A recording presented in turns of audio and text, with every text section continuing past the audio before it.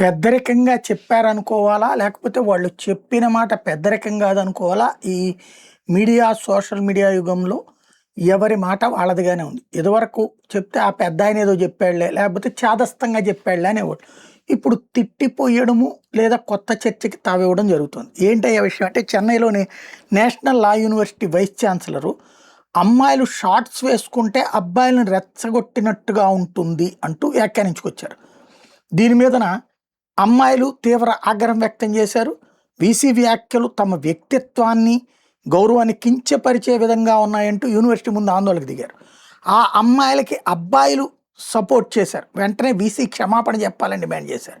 VC మాత్రం అమ్మాయిలు షార్ట్స్లో తిరిగితే మంచిది కాదని, వాళ్ళు రూముల్లో ఉన్నప్పుడు, హాస్టల్ రూములో ఉన్నప్పుడు షార్ట్స్ వేసుకుంటే అభ్యంతరం లేదు, కానీ బయటికి వచ్చినప్పుడు వాళ్ళు షార్ట్స్ వేసుకుని తిరుగుతున్నారు హాస్టల్ దగ్గర, అది ప్రొవకేషన్ అవుతుంది అన్నటువంటి విషయాన్ని నేను చెప్పాను.